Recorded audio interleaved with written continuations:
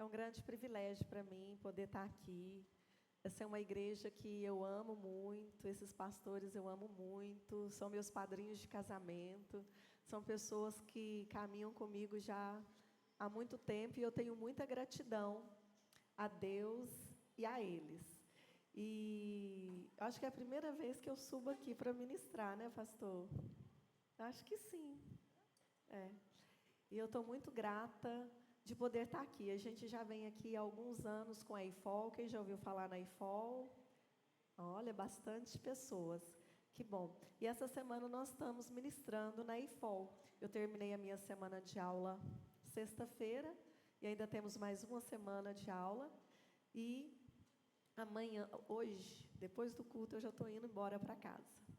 Para quem não me conhece, como o pastor disse, eu sou a Cláudia, eu sou esposa do Daniel. Tenho 4 filhos, sendo 2 adotivos. De criação, me chamam de tia, mas foram criados comigo desde os 6 aninhos, 5, 6 aninhos. Tiago e o Júnior, que tem 21 anos, hoje moram em Uberlândia, estudam, trabalham. Mateus, de 29, que mora na Tailândia, também é missionário, com a sua família, meus netinhos. Eu tenho 2 netinhos, a Ana, de 4 aninhos, e o Levi, que fez 2 aninhos ontem. Coisa mais linda da minha vida. E tenho o Tominha, vocês viram aqui o meu filhinho, né? Correndo para lá e para cá, o Tominhas, de 3 anos e meio. E são uma bênção na minha vida. Eu falo que eu nasci para ser família. Alguém aqui nasceu para ser família? Nós nascemos para ser família. Eu creio que Deus, Ele olhou para a terra em algum momento e Ele falou, qual é a maneira de ter um pedaço do céu na terra? E aí Ele fez essa coisa maravilhosa chamada família. Porque família é a expressão do caráter de Deus na terra. Família é a expressão da Trindade na terra. Pai, Filho e Espírito Santo. E a minha vida toda eu quis ser família. E eu louvo a Deus pela minha família. Quem hoje agradece pela sua família? É um privilégio ser família. É uma bênção de Deus ser família. Honre a sua família. E eu não vou assim pregar hoje, né, pastor? Eu vou compartilhar uma palavra simples e depois eu vou passar para o pastor para fazer a ceia, né? Então, quero que você abra comigo no livro de Isaías, no capítulo 6, no versículo 1. Eu quero compartilhar um pouquinho da minha história através desse texto de Isaías. Isaías capítulo 6, versículo 1. Se você encontrou, você pode ficar de pé, só para eu ter certeza que todo mundo está acompanhando a leitura. Eu não sou disso daqui. Quero ter certeza que você está ligado. Amém? Diz assim, no ano em que o rei Uzias morreu, eu vi o Senhor. Ele estava sentado em um trono alto e majestoso. Todo o templo estava cheio da sua glória. À sua volta voavam poderosos serafins. Cada um deles tinha 6 asas. Com 2 asas cobriam seus rostos, com 2 cobriam seus pés e com 2 voavam. Eles diziam em alta voz uns aos outros, Santo, Santo, Santo é o Senhor, Todo-Poderoso. Toda a terra está cheia da sua glória. Era tão tremendo o som das suas vozes que chegou a sacudir o templo até os alicerces, e ele ficou cheio de fumaça. Então eu disse, chegou a minha hora, vou morrer, porque sou um pecador. Sou um homem com lábios impuros e moro no meio de um povo de lábios impuros. E agora eu vi o Rei, o Senhor Todo-Poderoso. Foi aí que um dos serafins veio voando em minha direção, trazendo uma brasa viva que se havia tirado do altar com uma tenaz. Com ela tocou a minha boca e disse, de agora em diante a sua culpa foi tirada, porque esta brasa tocou seus lábios, os seus pecados foram perdoados. Então ouvi a voz do Senhor dizendo: quem será o mensageiro que eu vou enviar ao meu povo? Quem irá por nós? E eu respondi: eu irei, Senhor, envie-me a mim. Pode assentar. Jesus, nós te agradecemos pela sua palavra. Obrigada pela sua palavra, Jesus. Que a sua palavra, que é viva, que é eficaz, possa vir sobre nós, o nosso espírito, nessa noite, trazendo revelação. Traz esse peso de revelação que o Senhor trouxe para Isaías. Ele viu o Senhor. Que nós possamos ver o Senhor na nossa história.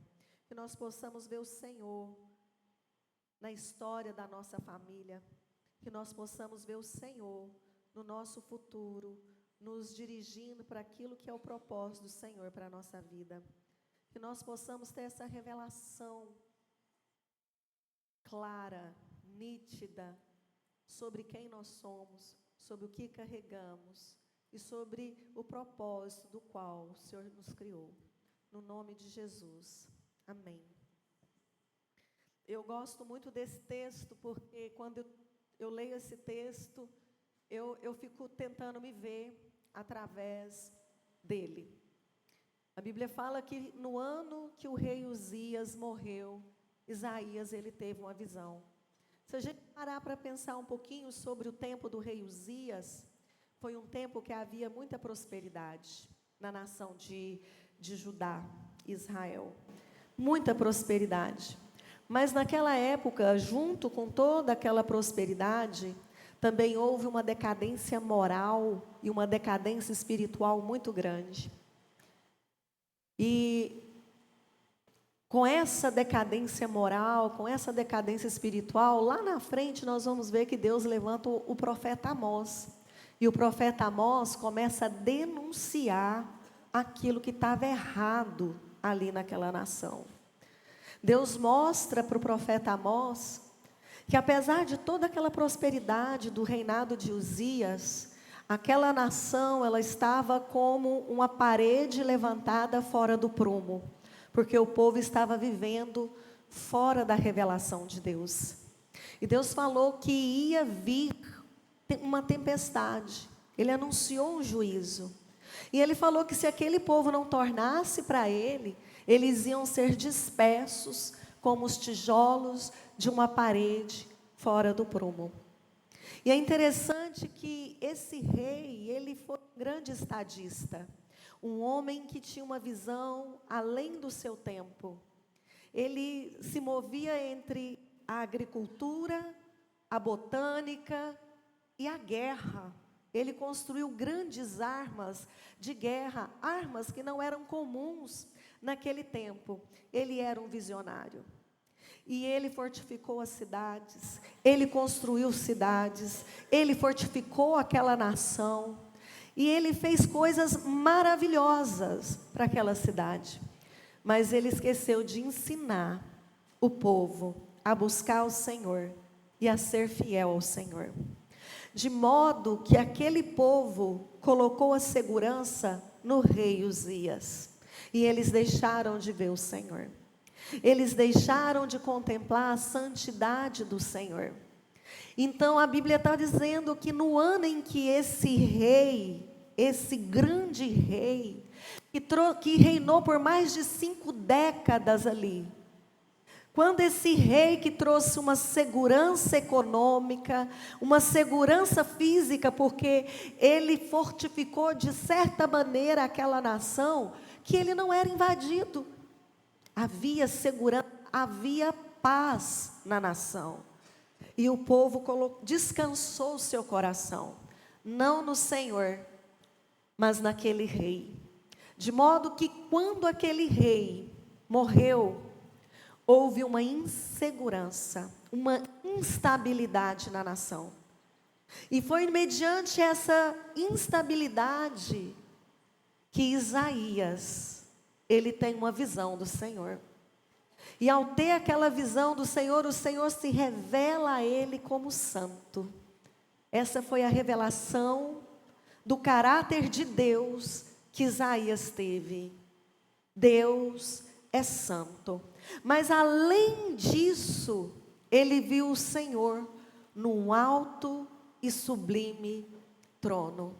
Era como o Senhor estivesse dizendo para Isaías naquele momento: eu vivo, eu não morri, eu ainda estou assentado no trono, eu ainda reino, eu ainda sou soberano, eu não perdi o controle de coisa alguma.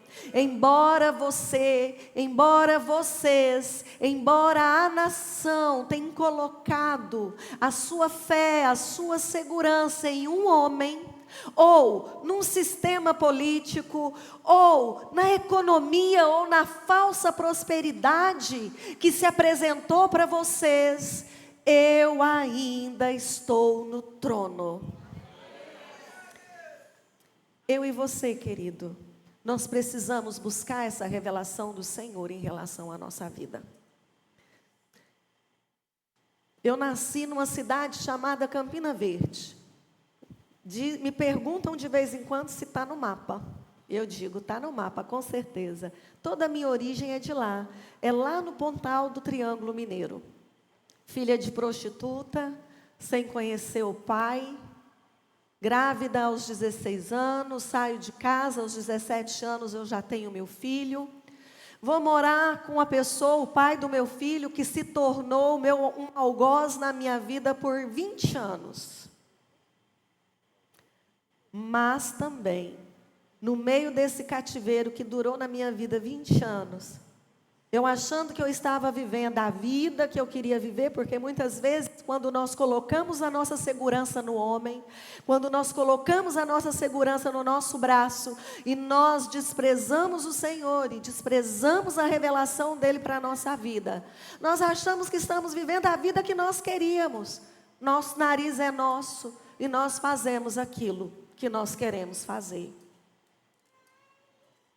Mas eu vivia debaixo de muita opressão, debaixo de muita tristeza.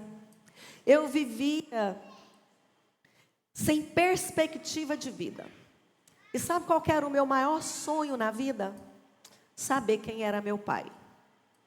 Eu era conhecida na minha cidade, no meio da minha família, como a filha do Tiquinho. Quem conhece o Tiquinho? Tiquinho de um, Tiquinho de outro. Pode ser de qualquer um. E o meu maior sonho era conhecer meu pai.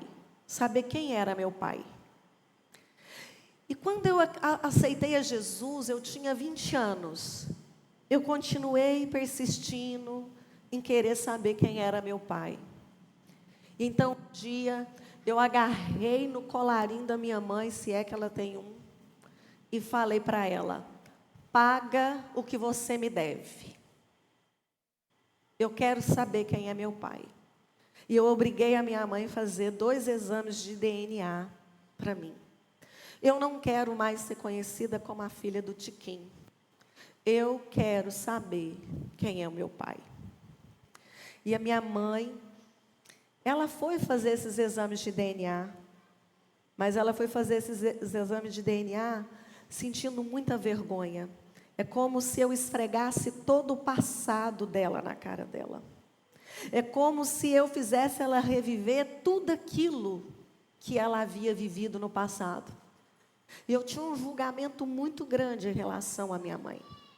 E quando eu peguei os resultados de DNA, os 2 deram negativos.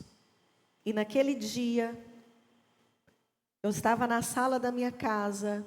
Foi como se o mundo, o chão, tudo caísse diante de mim. Eu achava que se eu descobrisse quem era meu pai, eu achava que se eu soubesse quem fosse meu pai, a minha história ia mudar de alguma maneira. E então, naquele dia, diante daquele último resultado de DNA, escrito negativo, eu entrei numa profunda crise existencial. E eu disse: para que viver? Para que viver? Eu não sou nada na vida, vim de uma família que não presta, eu não presto para nada. Fui falando sobre as minhas, eu não tenho dom para nada, não sei fazer nada, não dou conta de nada. Entrei numa crise existencial terrível. E no meio daquela crise existencial, eu vi o Senhor. Foi a primeira vez que eu vi o Senhor. Deus veio a mim e Ele disse para mim: deixa eu ser seu pai. Para Isaías, Deus se revela como santo e assentado num trono. Para mim, Deus se revelou como um pai. Deixa eu ser seu pai. Ele me deu um texto naquele dia lá em Isaías que dizia assim, aqui no livro de Isaías: desde o seu que você estava no ventre materno, eu te carreguei. Tenho estado com você durante todos os anos da sua vida, e até a sua velhice eu te carregarei. Deixa eu ser seu pai, e eu serei o seu pai. E naquele dia eu abri mão daquela dor, daquele sentimento que eu carregava de não saber quem era meu pai. Eu abri mão de tudo aquilo para Deus e eu disse: Senhor, eu quero que o Senhor seja meu pai. E eu abro mão de ter um pai nessa terra. Eu deixo o Senhor ocupar esse lugar na minha vida. Venha ser meu pai. E eu senti algo maravilhoso dentro de mim. Foi como se uma paz ocupasse a minha vida, meu coração.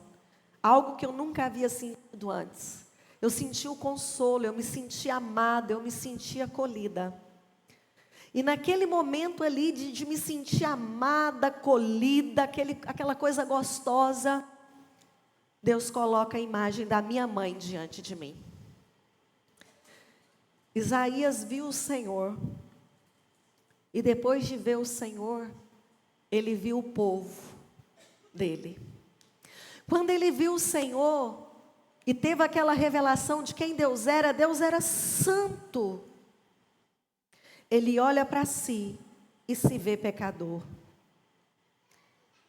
E ao se ver pecador, ele contempla também os pecados e a miséria do seu povo. E ele fala: ai de mim, porque o Senhor é santo, eu sou pecador, e eu habito no meio de um povo pecador, eu vou morrer. Deus trouxe a imagem da minha mãe para mim. E Deus falou comigo: você precisa perdoar sua mãe. E eu falei: eu já perdoei ela, Senhor. Eu já perdoei a minha mãe. Deus falou: você a perdoou, mas você não deixou ela voltar a viver dentro do seu coração como sua mãe. Eu quero que você viva um caminho mais excelente. Eu quero que você trilhe um caminho de reconciliação. Eu falei: Deus, eu não dou conta. Eu não dou conta porque aquela mulher, eu me referi à minha mãe durante muitos anos da minha vida como aquela mulher. Ela só me colocou no mundo. Ela nunca foi minha mãe. E Deus falou comigo: pois você terá de deixar a sua mãe nascer no seu coração como sua mãe. E você nascerá no coração dela como filha. E então você aprenderá a honrá-la como a mãe.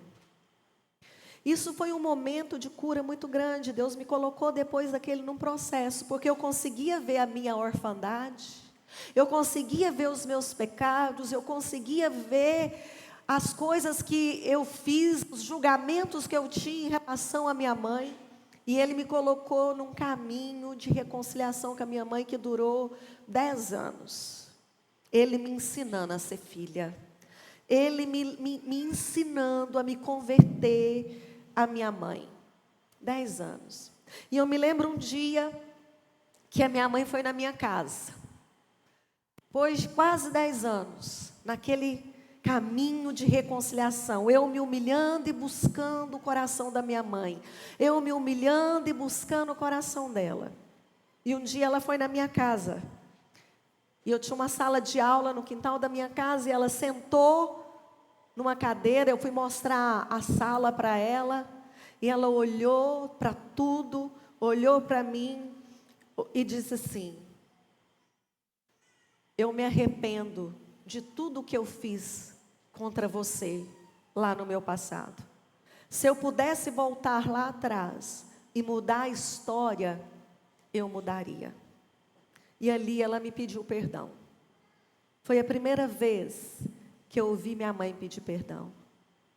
E Deus falou comigo: abraça ela, perdoa ela, libera ela. Então eu fiz isso. E a partir daquele dia, Deus liberou o meu destino. Deus liberou o meu propósito. A partir daquele dia, antes eu ministrava na minha sala. Eu sempre fui de discipulado, de aconselhamento, ali, mas era na minha sala. De repente Deus me lançou para o Brasil. E eu comecei a ministrar em vários lugares no Brasil.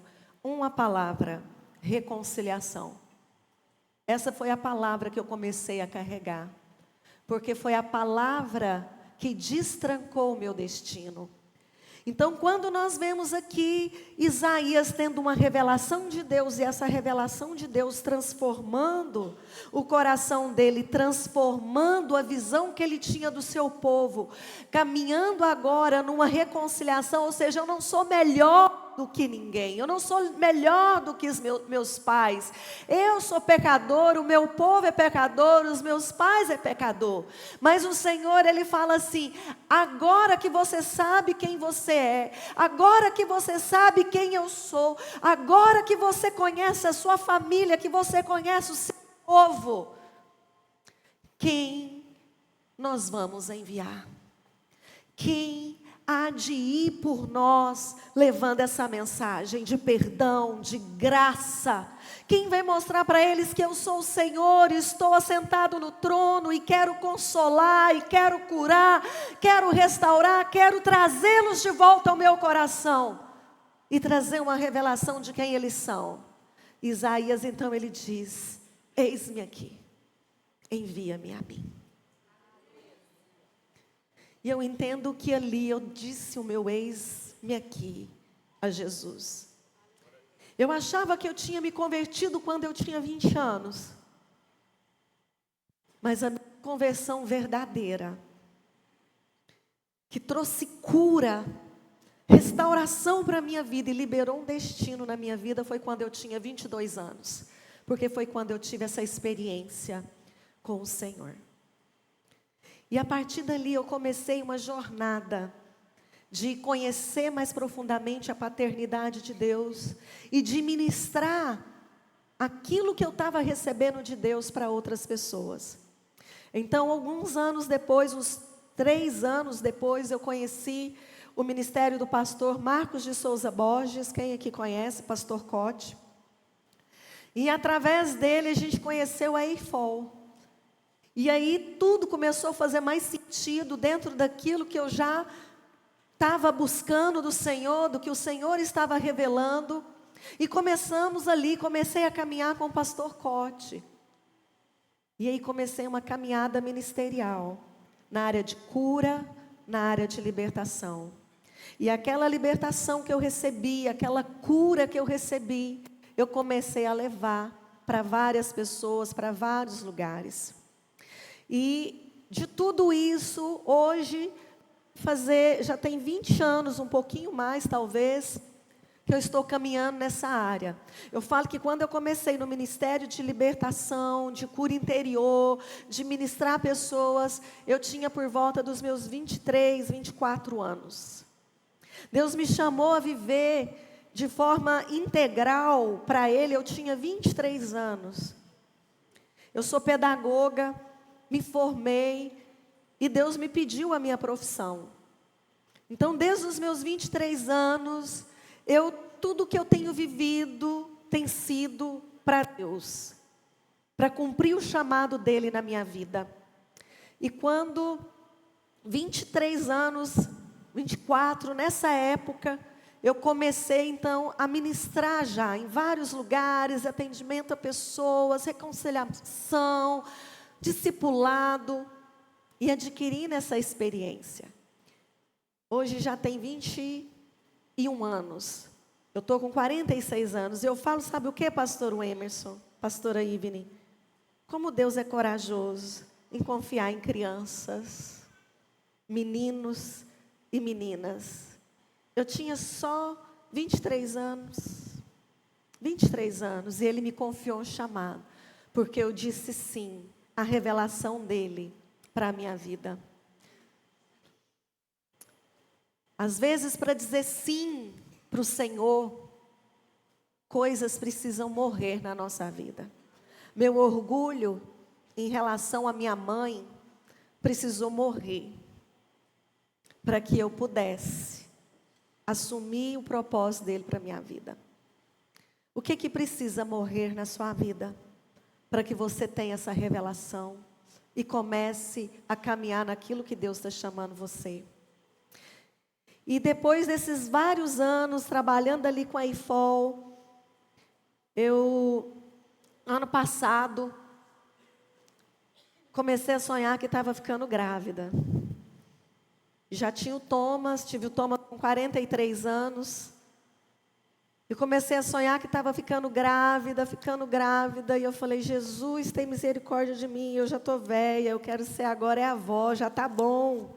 Se eu tivesse 35, o Senhor podia trazer mais 3, que eu acho que eu dava conta. Que meu sonho era ser mãe de muitos filhos, eu sempre quis ter muitos filhos.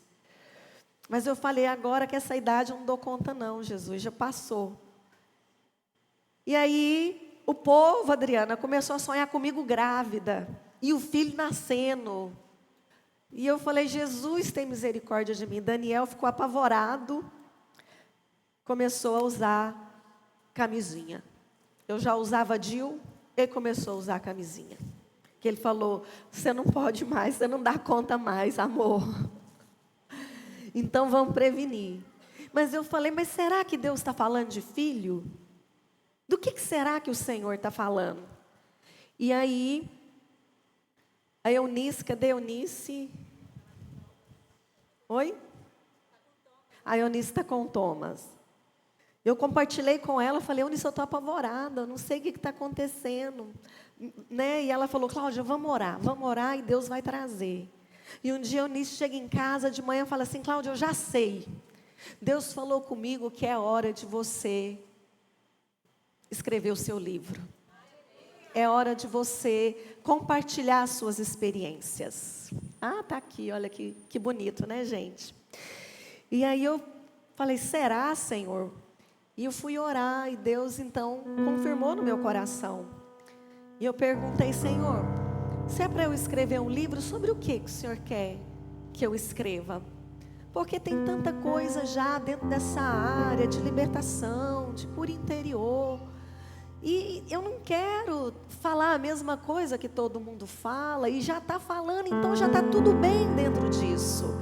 Tem tanta gente fazendo tanta coisa boa.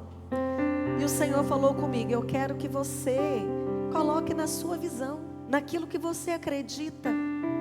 Eu quero que você traga a sua experiência, o que você acredita sobre libertação, o que você acredita sobre cura interior, o que você acredita sobre princípios e valores. É disso que eu quero que você coloque. Já tem muita gente falando, mas eu quero que você fale da visão que eu dei para você, de como eu ensinei você, de como você caminha dentro dessa área. E foi aí que eu fui pegar todas as minhas pesquisas, materiais de anos que eu já tinha, muita coisa já esboçada, escrita, porque a gente vai estudar, fazer um estudo, né? Os materiais que a gente usa, os livros que nós lemos, né? E eu fui juntar tudo isso, e aí surgiu esse livro. A Simone também está aqui, levanta, Simone, minha amiga lá da Jocum. Quando eu comecei, ela foi também uma grande apoiadora. E ela me ajudou, inclusive, ela fez a capa e a diagramação. Gente, não ficou lindo? Né? A Simone. Então, eu agradeço muito a Deus E agradeço muito a Eunice e a Simone pela amizade delas, porque elas viram o processo. Eu acho que eu já estava gestando isso, mas não sabia. Mas elas viram todo o processo ali. E eu digo que foi tudo muito artesanal esse livro, porque por ser pedagoga e quando eu fazia minha faculdade, eu fiz um curso também na área de análise do discurso. E tudo isso me ajudou muito a escrever. Eu sempre fui muito boa em redação. Eu fiz uma prova do Enem uma vez, eu tirei 88 pontos. E o que mais me ajudou foi a redação, porque eu tirei 100 na minha redação. Sempre fui muito boa, né? Então Deus me ajudou muito com a minha formação e aquilo que eu fazia. E aí saiu esse livro. Então eu mesma fiz a correção. Eu não paguei ninguém, porque eu não tinha dinheiro para fazer, para pagar. Então eu mesma fiz. Eu não tinha ninguém que eu pudesse falar assim, alguém que não é da área, que pudesse ler e criticar e falar, olha, tá horrível, começa esse negócio de novo, não, isso aqui não dá para entender. Eu falei, Deus, quem que eu vou procurar? E tem uma pessoa lá na Jocum, que ela é meio autista, e ela é muito preta, se ela gosta, ela gosta, se ela não gosta, ela fala assim, pode jogar fora. Ela é muito autêntica. E eu falei, nessa pessoa eu posso confiar, porque ela não vai babar o ovo em mim, ela não vai fazer isso comigo, porque ela é muito autêntica. E aí eu mandei o conteúdo para ela e pedi para ela ler, e ela leu, deu para o marido dela ler, e um dia me chamou na casa dela, fez um café para mim, e ela falou, Cláudia, seu livro está excelente, eu gostei muito, eu não sou dessa área. Na verdade, nunca entendi muito bem essa área, mas a forma como você colocou ficou tudo muito simples, tudo muito claro. E assim, você tem jeito, pode continuar. E aí aquilo foi um alívio assim pro meu coração, né? Porque veio de uma pessoa que eu sei que é autêntica, que não fica babando ovo na gente. E daí veio o processo de saber o nome, qual que vai ser o nome, né? Porque é um livro que, na medida que eu fui montando ele, era para ser um manual. Eu queria que fosse um manual de como eu comecei lá atrás, que às vezes a gente tinha tanta coisa confusa na época. Eu queria uma coisa simples para qualquer um saber lidar com isso e aprender. A princípio ele foi escrito principalmente para conselheiros, pastores, conselheiros, discipuladores, pessoas que trabalham dentro dessa área. Então eu fui aprofundando, colocando, deixando ele mais robusto, mas também eu fui deixando ele com uma linguagem muito simples, de maneira que qualquer cristão pode aprender e absorver muito com ele. E eu falei, mas agora qual é o nome? E aí eu pensava alguma coisa de aconselhamento, e aí a Simone falava, não, esse negócio está muito não sei o quê, e aí vai, eu falei, Jesus me ajuda. Aí um dia eu acordei com esse nome na minha cabeça, Panorama da Libertação, Fundamentos, Discernimento e Prática. E aí quando eu coloquei isso no papel, eu peguei a introdução do meu livro, e eu fui reler ali, e falei, mas é exatamente isso que eu faço? Eu trago fundamentos, eu trago discernimento, e eu trago prática. Então ficou isso, Panorama da Libertação. E eu falei, e agora? E a capa, né? Aí começaram a me mandar umas capas de corrente quebrando, os fogos caindo no céu, os demônios gritando. E eu falava, não é esse estilo de libertação que eu acredito. Não é assim que eu enxergo a área da libertação. Libertação é um processo cirúrgico de santificação. Foi assim que nós aprendemos com o nosso mestre, né, pastor Emerson? E aí eu comecei a falar com a Simone. Eu falei, Simone, eu só acredito em libertação através da cruz. Então precisa ter uma cruz. Essa é minha marca, eu preciso ter a cruz. E eu falei, essa libertação precisa fluir da cruz. E na minha cabeça veio uma lupa. E aí ela jogou no IA, né, Simone? E ficou dessa maneira, né? E eu falava, e tem que ter um degradê. Mas na minha eu queria falar marmorizado, mas eu só falava degradê. Mas a Simone, ela traduziu o que eu queria. E então saiu essa coisa linda que vocês estão vendo. Então quando eu digo que foi muito artesanal, porque foi nesse processo de oração, de buscar o Senhor, de ouvir conselho dos meus amigos os mais próximos, de buscar ajuda e de ir montando e chegar nesse ponto. E eu trouxe esse livrinho, né? A pastora Ivene falou: ai, vamos fazer o lançamento lá na igreja, traz uma palavra. E aí eu topei, nós estamos aqui apresentando esse livro para vocês, Panorama da Libertação. E quando eu digo que quando nós temos uma revelação do Senhor, e essa revelação revela nosso coração, ela também nos cura, ela nos transforma. Um anjo tirou uma brasa do altar e trouxe purificação. Aquela revelação cura, transforma, purifica. E nós começamos a ter uma visão diferente do outro. Eu pude ver minha mãe, eu pude restaurar com a minha mãe. E através disso tudo eu liberei um propósito e um destino. E hoje eu estou deixando um legado para as futuras gerações. E é isso que eu desejo para você. Que essa palavra possa ter falado ao seu coração. Amém? Pastor.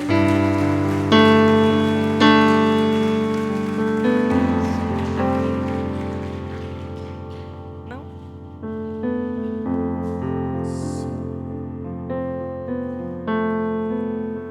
Eu não estou vendo a Sheila, não está aqui não, né?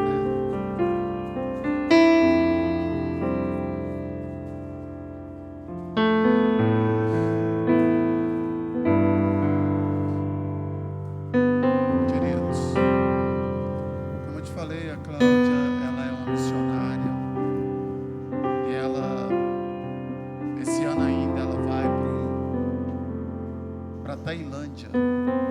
Para Tailândia. São quase 30 mil reais de passagem. Quase 30 mil reais de passagem.